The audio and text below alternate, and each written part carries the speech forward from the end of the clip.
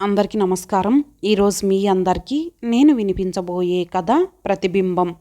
రచయిత్రి ఎం హేమలత గారు. ఇక కథలోకి వెళితే, తండ్రి లేని లోటు కనిపించకుండా ప్రాణానికి ప్రాణంగా పెంచి పెద్ద చేసిన కుమారుడు పెళ్లి చేసుకొని కన్నుల పండువగా కాపురం చేస్తుంటే ఆ మాతృమూర్తి మురిసిపోయింది. కానీ క్రమంగా మానసిక అస్వస్థతకు లోనైంది. అసంభవం డాక్టర్, అసంభవం. మా అమ్మగారు మానసికంగా అప్సెట్ అయ్యారంటే నేను ఒప్పుకోలేను. ఇన్నేళ్లకు అమ్మ మళ్ళీ సంతోషంగా సుఖంగా ఉంటున్నది. ఆవిడకు ఇప్పుడు మనశ్శాంతి కరువయ్యిందంటే నన్ను ఎలా నమ్మమంటారు? ఉద్విగ్నతతో ఊగిపోతున్నాడు Narendra. Mister Narendra, calm yourself. ఆవేశం తెచ్చుకున్నంత మాత్రాన మన సమస్యలు పరిష్కారమైపోతే ఆవేశం ఈ ప్రపంచాన్ని రాజ్యమేలేది. నా మాట విని ప్రస్తుతానికి ఈ విషయాన్ని మరచిపోండి. No more discussions. సైకియాట్రిస్ట్ దగ్గరికి మీ అమ్మగారిని తీసుకెళ్లడం తప్ప వేరే మార్గం లేదన్నదే నా సలహా. అంత మాత్రానికి ఉద్రేకపడితే ఎలా? చూడండి సుమన గారు, మిస్టర్ నరేంద్ర చాలా ఆవేశంలో ఉన్నారు. ప్రస్తుతం మీరిద్దరూ ఇంటికి వెళ్ళండి. సాయంత్రం నేనటు వచ్చి మీ అత్తగారిని చూస్తాను. ఈ లోపల గనుక మళ్ళీ ఫిట్స్ వస్తే నేనిచ్చిన మందు వేయండి. వెంటనే నిద్ర పడుతుంది. ఓకే, ఇక మీరు వెళ్ళొచ్చు అన్నట్లు డాక్టర్ యతీంద్ర లేచి నిలబడ్డాడు. నరేంద్ర నెమ్మదిగా లేచి సుమన వెంట రాగా హాస్పిటల్ నుంచి బయటికి నడిచాడు. పరధ్యానంగా స్టీరింగ్ తిప్పుతూ అన్యమనస్కంగా డ్రైవ్ చేస్తున్న భర్తని చూస్తే సుమనకి జాలి కలిగింది. ఏమండి అంది సుమన సున్నితంగా భర్త భుజాన్ని తాకుతూ. కుడి చేతిలోని సిగరెట్టు కారు కిటికీలోంచి గిరాటు వేసి సుమా అంటూ భార్య వైపు తిరిగాడు నరేంద్ర. అతని ముఖంలో అంతులేని ఆవేదన. ఏమిటండి, మరీ చిన్నపిల్లాడిలాగా సముదాయింపుగా అంది సుమన. కాదు సుమన, నీకు తెలీదు అమ్మ ఎంత దుఃఖాన్ని అనుభవించిందో. పెళ్ళయ్యే వరకు ఏం సుఖపడిందో కానీ ఈ దురదృష్టవంతుడు ఆమె కడుపులో పడ్డాక ఇప్పుడు అవన్నీ ఎందుకండి? నన్నాపకు. నువ్వు కాదన్నంత మాత్రాన నేను దురదృష్టవంతుణ్ణి కాకపోతానా? నేను ఆమె కడుపులో పడినప్పటి నుంచి ఆమెకు కష్టాలే.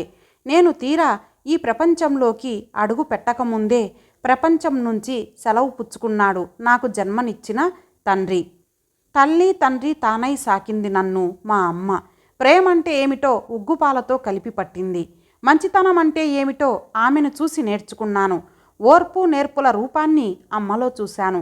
తన రక్త మాంసాలని నా కోసం వెచ్చించింది. నే పుట్టిన నాటికి 17 ఏళ్లైనా నిండని నా కన్న తల్లి నా కోసమే తన నిండు జీవితాన్ని పండించింది.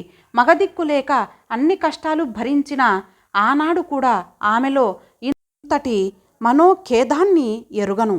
కష్టాలన్నీ గట్టెక్కి నన్నో ప్రయోజకుణ్ణి ఇంటివాణ్ణి చేసి ఆనందంగా నిశ్చింతగా గడపవలసిన ఈ సమయంలో అమ్మకి మనశ్శాంతి కరువయ్యిందా?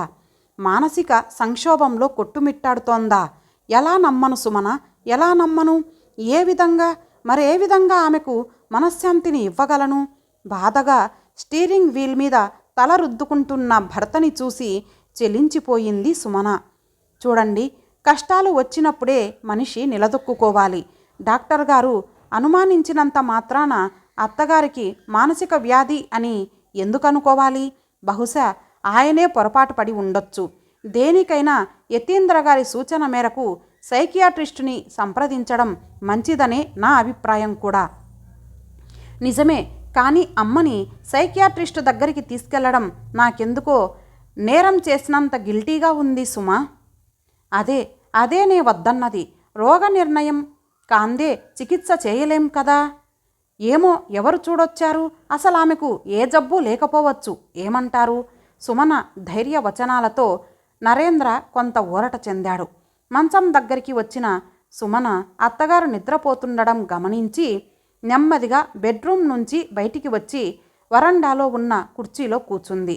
సుమన బలవంతం మీద నరేంద్ర కాసింత అన్నం తిని అప్పుడే అలా పడుకున్నాడు. అత్తగారు నిద్ర లేచాక పాలు ఇవ్వాలని సుమన అలాగే కుర్చీలో కూర్చుంది. సుమన మనస్సులో డాక్టర్ చెప్పిన మాటలే పదే పదే వినిపించసాగాయి. మీ అత్తగారికి మనసులో ఏదో చెప్పరాని బాధ, కల్లోలం ఉందమ్మా. ఆ బాధ నివారణ జరిగితే తప్ప ఆమెకి ఫిట్స్ రావటం తగ్గదు. ఇలా ఫిట్స్ వస్తుంటే క్రమేణా పిచ్చి కూడా పట్టే ప్రమాదం ఉంది. మీ వారికి విషయం ఇప్పుడే చెప్పకండి. అందుకే ఆమెను వెంటనే సైకియాట్రిస్టు దగ్గరికి తీసుకెళ్లడం చాలా అవసరం. అత్తగారి ప్రవర్తన మొదటి నుండి గుర్తు చేసుకోసాగింది సుమన. మొట్టమొదటగా ఫిట్స్ రావడం ఎప్పుడో ఎందుకొచ్చిందో చెప్పమని డాక్టర్ యతీంద్ర పదే పదే అడిగారు. కానీ సుమన అప్పట్లో అంత ఆలోచించలేకపోయింది. కానీ ఇప్పుడు ఇలా విశ్రాంతిగా కూర్చుంటే ఆమెకు గతంలో శాంతమ్మ గారి ప్రవర్తన సినిమా రీళ్లలాగా తిరగసాగింది. పెళ్లిచూపల నాడు శాంతమ్మ గారిని చూసి ఆమె నరేంద్ర అక్కగారేమో అనుకుంది సుమన. ఆమె తనకి కాబోయే అత్తగారని తెలిసి విస్తుపోయింది. అత్తగారి తలపై అక్కడక్కడ నెరసిన వెంట్రుకలకి రంగు వేసి ఆవిడ వయసు 30 ఏండ్లంటే ఎవరైనా ఇట్టే నమ్మేస్తారు. చక్కటి పొడవు, పసిమి వర్ణపు పల్చటి శరీరం. ఎంత చక్కటిది సుమన అత్తగారు అని అందరూ అనుకున్నారు తన పెళ్లినాడు. నరేంద్ర తల్లిలా పొడవుగా ఉన్నా రంగు మాత్రం చామన ఛాయ. తల్లి పోలికలు కూడా అట్టే లేవు అతగాడిలో. అందుకు కారణం తర్వాత తెలిసింది సుమనకి. నరేంద్ర అచ్చు తండ్రి పోలికని. నరేంద్ర కడుపులో ఉన్నప్పుడు నరేంద్ర తల్లిదండ్రులు తీయించుకున్న ఫోటో చూసి సుమన మరింత ఆశ్చర్యపోయింది. నరేంద్ర ఇప్పుడు ఎలా ఉన్నాడో అచ్చు అలాగే ఉన్నారు ఆ ఫోటోలోని నరేంద్ర నాన్నగారు. పెళ్ళి 3 రోజులు నరేంద్రతో పాటు శాంతమ్మ గారు కూడా సుమనని ఒక్క నిమిషం వదలకుండా అపురూపంగా చూసుకుంది. నా కోడలికి నేనే జడ వేస్తాను, నేనే ముస్తాబు చేస్తాను అంటూ రకరకాల అలంకారాలు చేసి అందాల భరణి నా కోడలంటూ అందరితో చెబుతూ ఆనందించింది. సుమన ఫైనల్ ఇయర్ BAలో ఉండడంతో కోడల్ని వెంటనే కాపురానికి తీసుకెళ్లడం వీలుపడలేదు శాంతమ్మ గారికి. పక్క ఊరే అవడం చేత అప్పుడప్పుడు వచ్చి కోడల్ని చూసి వెళ్ళేవారు శాంతమ్మ గారు. పాడు పరీక్షలు అయిపోయేదెన్నడో, నా కోడలు నా ఇంట దీపం పెట్టేదెన్నడో అంటూ అందరితో వాపోయేది. దీపావళి పండక్కి కోడలి పుట్టింటికి వచ్చి ఎన్నెన్ని సంబరాలు చేశారో. సెలవు దొరక్క రాలేకపోయిన నరేంద్రని తలచుకొని సుమన ఎక్కడ బాధపడుతుందో అని అమ్మాయి సుమనా సుమనా అంటూ ఆ పిల్లని అంటుకుపోయి తనున్న 2 రోజులు అనురాగం, ఆప్యాయతలతో మురిపించింది కోడల్ని. సుమన తన అదృష్టానికి, అత్తగారి మంచితనానికి పొంగిపోయింది. అదే ఆ రోజే శాంతమ్మకు ప్రథమంగా ఫిట్స్ వచ్చిన రోజు. క్యాంపు నుంచి రాత్రికి కానీ రాడనుకున్న నరేంద్ర పని అయిపోవడం వల్ల ఆ సాయంత్రానికే తిరిగి వచ్చేశాడు. శాంతమ్మ గారు బజార్కెళ్ళారు. డ్రాయింగ్ రూమ్లో టీవీ ఆన్ చేస్తున్న సుమనని వెనక వైపుగా వచ్చి చుట్టేశాడు నరేంద్ర. చేతిలోని బ్రీఫ్ కేసుని నేలమీదికి జారవిడిచి 2 చేతులతో సుమనను తన వైపు తిప్పుకున్నాడు. 10 రోజుల వియోగం, కొంగొక్త ప్రణయం, పరిసరాలని గురించిన ఆలోచన నశించింది. నరేంద్ర చేతుల్లో నలిగిపోతున్న సుమన అకస్మాత్తుగా ఏదో కింద పడ్డ చప్పుడవడంతో ఆ వైపు తిరిగింది. ఎప్పుడొచ్చారో అత్తగారు. కాయగూరల సంచి ఆమె పక్కన కింద పడి ఉంది. తలుపు కానుకొని నిల్చున్నారు. ముఖమంతా తెల్లగా పాలిపోయి ఉంది. వణుకుతూ ఆసరాగా గోడను పట్టుకొని నిలుచున్న అత్తగారిని చూసిన సుమన భర్త చేతుల్లోంచి తప్పించుకొని పరుగు పెట్టింది తలుపు వైపు. కానీ నేలపై వాలి పడబోతున్న అత్తగారిని ఆపలేకపోయింది. కింద పడి కాళ్ళు చేతులు కొట్టుకుంటున్న అమ్మని చూసి అమ్మా అమ్మా ఏమైందమ్మా అంటూ కేకలు పెడుతూ తల్లి దగ్గరికి పరిగెత్తాడు నరేంద్ర. పరుగున లోపలికెళ్ళి నీళ్లు తెచ్చి అత్తగారి ముఖంపై చల్లింది సుమన. 5 నిమిషాల తర్వాత కోలుకుంది శాంతమ్మ. శుశ్రూషలు చేస్తున్న కొడుకుని కోడల్ని చూసి కాస్త సిగ్గుపడి లేచి కూచుంది. అరే ఏమైంది నాకు? ఇంద్ర నువ్వెప్పుడొచ్చావు నాయనా అంది తన గది వైపు మెల్లెమెల్లగా అడుగులేస్తూ. తల్లిని అనుసరించాడు నరేంద్ర. కాసేపటికి బయటికి వచ్చాడు నరేంద్ర. అమ్మకి అకారణంగా ఎన్నడూ లేనిది ఏమిటి ఫిట్సు?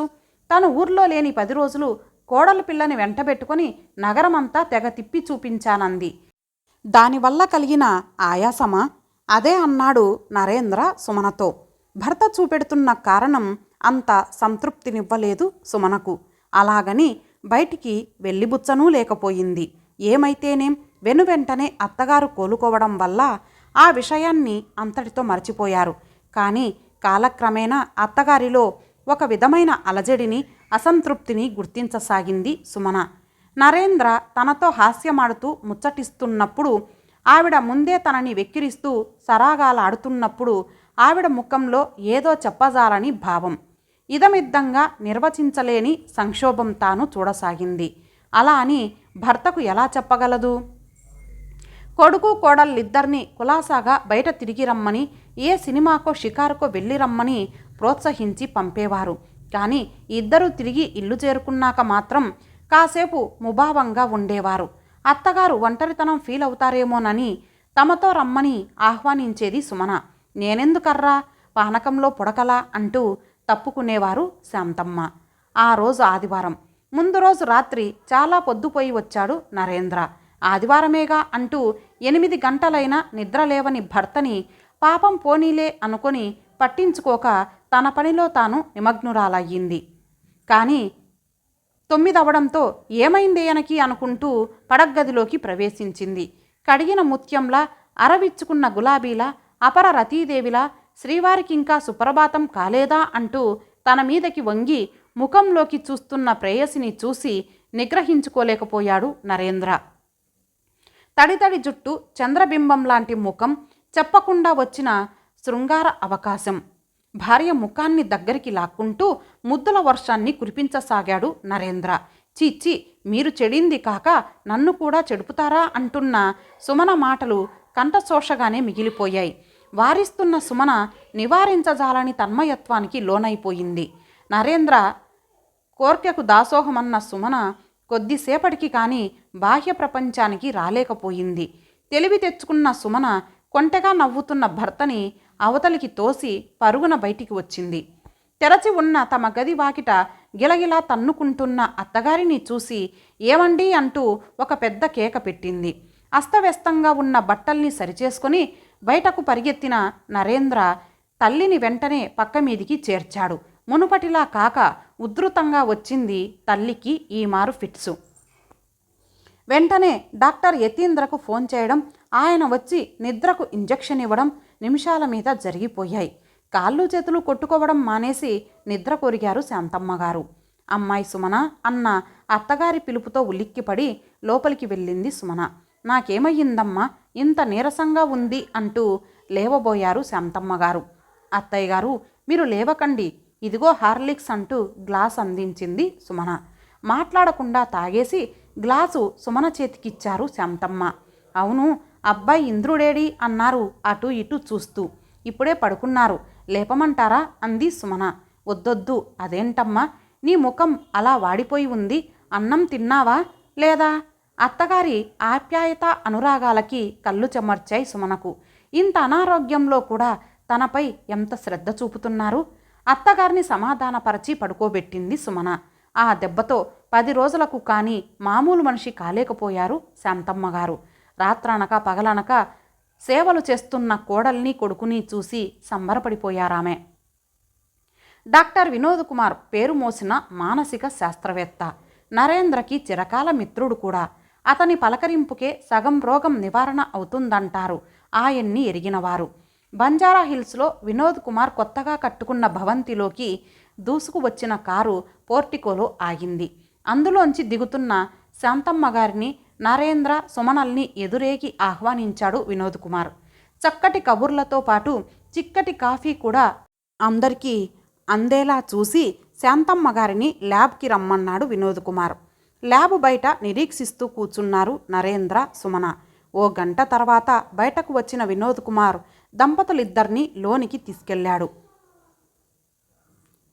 ఇండ్యూస్డ్ స్లీప్లో ప్రశాంతంగా పడుకొని ఉన్నారు శాంతమ్మ. సబ్ కాన్షియస్ స్టేట్లో ఆమె మానసిక స్థితికి సంబంధించిన అబ్జర్వేషన్స్ నోట్ చేసిన ఓ కాగితాన్ని నరేంద్రకి అందించాడు వినోద్ కుమార్. అందులోనివన్నీ మెడికో టెక్నికల్ టర్మ్స్ నరేంద్రకి అర్థం కాలేదు. ప్రశ్నార్థకంగా చూశాడు డాక్టర్ వైపు.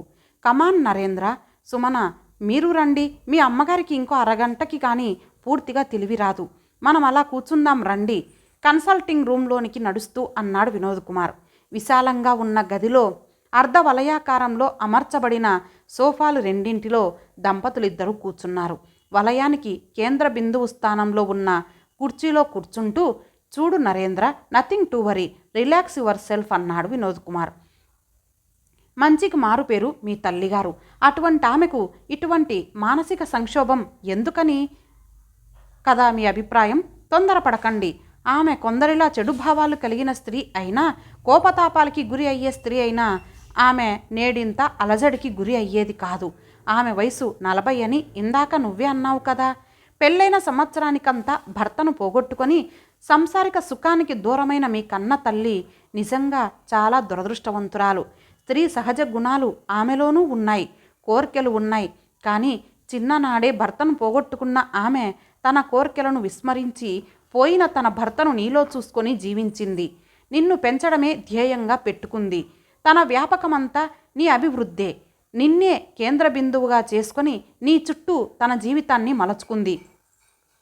కానీ నీవు పెద్దవాడివై నీకో తోడు దొరికి నీ కాళ్ళ మీద నీవు నిలబడి నుంచి దూరం అవ్వజొచ్చావు. ఆమెతో పంచుకోజాలని ఆంతరంగిక జీవితం నీకంటూ ఒకటి ఏర్పడింది. అది సహజమే. కానీ ఆమెకో ఆమె జీవితం బయటికి నిండుగానే కనిపించినా ఆమె అంతరంగం శూన్యమైపోయింది. ఆమెకి శారీరక విశ్రాంతి దొరికింది. తన గురించి ఆలోచించుకునే వ్యవధి ఇప్పుడిప్పుడే దొరికింది. ఆమెలో నిద్రాణమై ఉన్న కోర్కెలు ఈనాడు కోటి పడగలెత్తి ఆమెను కాటేయజూస్తున్నాయి. స్వతహాగా మంచి మనిషి, మంచి మనసు గల వ్యక్తి కావడం వల్ల దుష్ట కోర్కెల ప్రకల్పితాలకి దాసోహమవక మానసిక సంఘర్షణకి లోనవుతోంది. తనలో మంచితనం ఏమాత్రం లోపించి ఉన్నా ఆరళ్ళు పెట్టే అత్తగారి చందాన మీ ఇరువురి మధ్య పొరపొచ్చాలు పెట్టి తాను కొంత శాంతిని పొంది ఉండేది. ఆవిడలోని మంచితనమే తీరని శాపమై ఈ అలజడికి, అశాంతికి కారణమైంది. డాక్టర్ గారి మాటల్ని వింటున్న సుమన హృదయం అత్తగారి పట్ల జాలితో నిండిపోయింది. నరేంద్ర చేష్టలుడిగిన వాడిలా డాక్టర్నే చూస్తూ ఉండిపోయాడు. డాక్టర్ వినోద్ కుమార్ మళ్ళీ అందుకున్నాడు. ఇక పరిష్కారం ఇదే కదూ మీ సందేహం? అది కూడా కొంత క్లిష్టంగానే ఉంటుంది. కొంతకాలం మీ ఇద్దరి నీడలు సోకని ఏ నర్సింగ్ హోంలోనో ఆమె గడపడం చాలా అవసరం. No, impossible Vinod. మా అమ్మని, నా మాతృమూర్తిని ఒంటరిగా దిక్కులేని దానిలా నర్సింగ్ హోంలో ఉంచలేను ఉద్రేకంగా అన్నాడు నరేంద్ర. అయితే మీ ఇద్దరూ దాంపత్య జీవితాన్ని మానేసి ఆమెతో కలిసి జీవించండి. ఇంతకన్నా వేరే పరిష్కారం లేదు. జడ్జి దోషిపై తీర్పు ఇచ్చినంత కటువుగా అంటూ లేచి వెళ్ళిపోయాడు వినోద్ కుమార్. పుట్టింటికి ప్రయాణమవుతున్న సుమన కళ్ళు పదే పదే నీళ్లతో నిండిపోసాగాయి. తనంత అదృష్టవంతురాలు లేదని ఎంత మురిసిపోయింది. తల్లిని మించిన తన అత్తగారి లాంటి అమృత హృదయులు 100కో 1,00,00,000కో ఏ ఒక్కరో కానీ ఉండరని గర్వపడింది. కానీ అది గర్వభంగమా? ఈనాడు తనకది తీరని శాపమా? ఎటూ చెప్పలేక సతమతమవుతూ అశాంతితో అలమటించే భర్తని చూస్తూ ఆ బాధని భరించడం కన్నా కొద్ది రోజుల వియోగమే మేలనుకున్న సుమన భర్త ఊళ్ళో లేని సమయం చూసి పుట్టింటికి పయనం పెట్టుకుంది. అత్తగారు కళ్ళు మూసినా కళ్ళు తెరిచినా అమ్మా నాన్నలు కనిపిస్తున్నారు.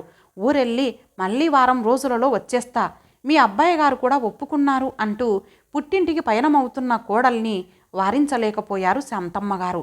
అసలు విషయం అది కాదని తెలియని అమాయకపు అత్తగారిని చూస్తే మరింత దుఃఖం ముంచుకొచ్చింది సుమనకి. తన కాళ్ళకి దన్నం పెట్టి లేచి నిలబడ్డ సుమన నయనాలు అశ్రువులతో నిండుకున్నాయి. ఏంటమ్మా మరీను గోముగా కసిరి పోయి రమ్మని దీవించి పంపారు శాంతమ్మ కోడల్ని. పుట్టింటికి చేరిన సుమన ఒళ్ళు తెలియని అలసటతో 10 రోజులు మంచం పట్టింది. ఆ తర్వాత మనుషుల్లో పడ్డ సుమనకు మరొక ప్రాణి తన కడుపున పడిందని తెలిసింది. నెల రోజులకి టూర్ నుంచి తిరిగి వచ్చిన నరేంద్రని చూసి కదిలిపోయింది సుమన. ఆరోగ్యమే మూర్తిభవించినట్లుండే నరేంద్ర 6 నెలలు లంకనాలు చేసిన మనిషిలా తయారయ్యాడు. అత్తగారు తనని తీసుకురమ్మన్నారని నరేంద్ర అంటే శుష్కహాసం చేసి ఊరుకుంది. అత్తగారి ఆరోగ్యం బాగుపడాలంటే మనకు ఈ వియోగం ఇంకొన్నాళ్ళు తప్పదండి అంది భర్తతో. కానీ ఎన్నాళ్ళు? అమ్మకు ఏం సమాధానం చెప్పను? నరేంద్ర దీనంగా ప్రశ్నించాడు. ఏమో తనకేం తెలియనట్లు సుమన సమాధానం. సుమనతో గడిపిన 4 రోజులలో తాను తండ్రి కానున్న విషయం తెలుసుకొని ఉబ్బి తబ్బిబ్బయ్యాడు నరేంద్ర. కానీ తల్లికి ఈ విషయం తెలపడమేలా? పగవాడికి కూడా వద్దు ఈ జీవితం అంటూ ఆక్రోశించాడు నరేంద్ర. కానీ మళ్ళీ అతనికి ధైర్యం చెప్పి సైకియాట్రిస్టు వినోద్కు ఆ విషయం చెప్పి ఆయన సలహాలను పాటించమంది. డాక్టర్ వినోద్ కుమార్కి సుమన ప్రెగ్నెన్సీ గురించి చెప్పాడు నరేంద్ర. గుడ్, ఇది ఒకందుకు మంచిదే. మీ అమ్మగారికి కూడా ఈ శుభవార్త అందజేయి. కానీ వినోద్, అమ్మకి మళ్ళీ ఫిట్సు. అదో అక్కడే నువ్వు పొరబడుతున్నావు. సుమన తల్లి కాబోతుందంటే ఆనందించే మొదటి వ్యక్తి మీ అమ్మగారు. ఆమె అనురాగమయ్యి కొడుకు కోడళ్ళ క్షేమం కోరే ఉన్నత వ్యక్తి. కానీ సుమన వచ్చాక నరేంద్ర మాటలకు అడ్డు తగిలాడు డాక్టర్ వినోద్ కుమార్. ఇదొక మంచి మలుపుగానే నేను భావిస్తున్నాను. అయినా తర్వాతి విషయాలు తర్వాత ఆలోచిద్దాం. ఏం? తాను నాయనమ్మ కాబోతున్న విషయం తెలియగానే శాంతమ్మ గారి ఆనందానికి అవధులు లేకపోయాయి. అబ్బా, ఎంత తీయటి వార్తను అందజేశావురా ఇంద్ర, పద సుమనని చూసి వద్దాం అంటూ ప్రయాణం పెట్టుకుంది శాంతమ్మ గారు. కానీ వినోదు, నరేంద్ర ఆమె ప్రయాణం చేసే స్థితిలో లేదంటూ ఆపేశారు. ఇంకెన్ని రోజులమ్మా, నీ కోడలు మనవన్నో మనవరాలనో ఎత్తుకొని త్వరలో వచ్చేయదు అంటూ అమ్మని సమాధానపరిచాడు నరేంద్ర. ఒరే ఇంద్ర, బాబు పుడితేవాణ్ణి టింకు అని పిలుద్దాంరా, మీ నాన్నగారి పేరు కలిసి వచ్చేలా అంది శాంతమ్మ నవ్వుతూ. తలూపాడు నరేంద్ర. భార్యకు నవమాసాలు నిండి పండంటి బాబును ప్రసవించిన నాడు నరేంద్ర హృదయం చెప్పజాలని భావోద్రేకానికి గురి అయ్యింది. వినోద్ కుమార్ చెప్పిన విషయాలు గుర్తుపెట్టుకొని బాలింతరాలు సుమనని 10 రోజులైనా నిండని పసికందుని వెంటబెట్టుకొని తల్లి వద్దకు వచ్చాడు నరేంద్ర. కారులో నుంచి దిగుతున్న కోడల్ని చూసి సంతోషాతిశయాలతో ఎదురేగి కౌగిలించుకుంది శాంతమ్మ.